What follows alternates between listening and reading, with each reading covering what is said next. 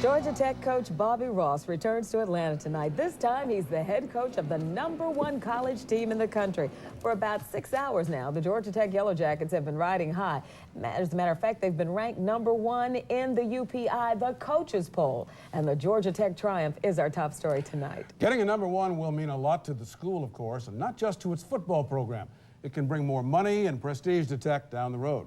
Our live team coverage now begins with who else? Chuck.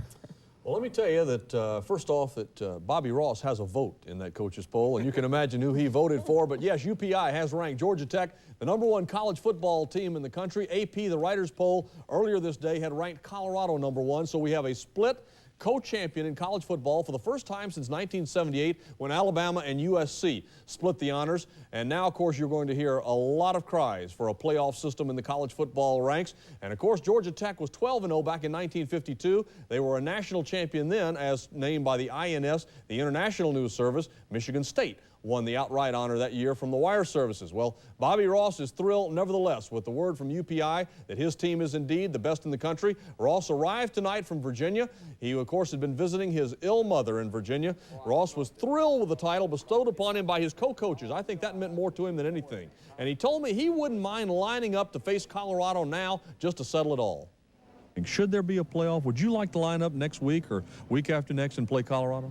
Well, give me a week rest, and then I'd be ready. But I'd like to do that, yeah. I mean, I would. I'm a guy that, you know, I've been an advocate of the playoffs, and I've been one that's been behind them from day one.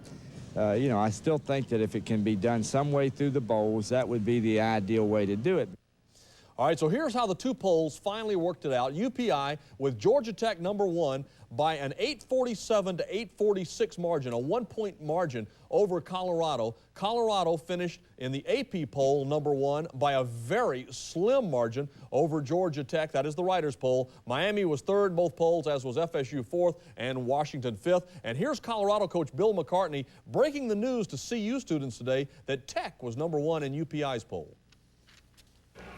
I've been told that in the United Press voting that Georgia Tech edged us by 1 point. Obviously, they're not too thrilled with that. Nevertheless, they do have the AP poll that they can hold high. So there it stands. We have a split poll, split decision, Tech and Colorado. I go with the coaches. You better believe it. Thanks, Jack. Well, the new UPI coaches poll was like icing on the cake for Tech fans and school administrators.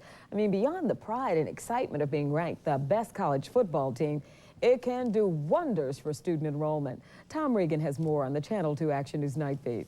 Released this evening by the United Press International Coaches Poll, Georgia Tech is the home of the 1990 college football national champions. The announcement was like music to the ears of Tech fans at tonight's basketball game. Only hours after their beloved team was shunned by the AP Sports Writers poll, it was awarded first place in the UPI coaches poll. Charlene Davis and her father was so excited by the news, they could hardly keep their eyes on the road. We were sitting there, and she says, she said, I just ran a red light. I couldn't believe it. To every Tech fan, it was just reward for an extraordinary season and an even more spectacular finish. The new UPI standing may also help temper some of the resentment both teammates and fans share over the AP poll.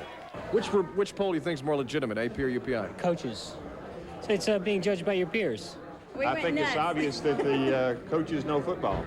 I mean, I think the AP people felt like they were believing their own hype, as the case may be. Though he didn't vote in the poll, Bill Johnson is one of those AP people. Understandably, this was one game he didn't want to cover. Of all nights that I did not want to string for the Associated Press was tonight.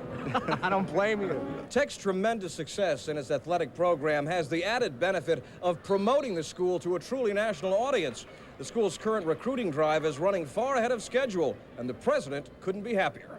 It gives us an awful lot more visibility, and more people look at us, and more people think about us as an educational option and the like. The athletics is, if you will, frosting on the cake.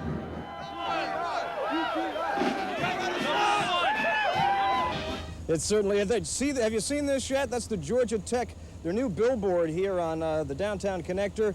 You can see it's the billboard of champions. It says, congratulations, football champion in 1990. ACC champs, but they have to make one correction in this billboard. I think they have the score wrong, and they're selling themselves short. Here's some more information about basketball, and eventually they get to the score, and they say that the score is, it's coming up any second here, I can feel it, 45-21. Well, it's gonna come sooner or later. I guess it's not going to come. There it is.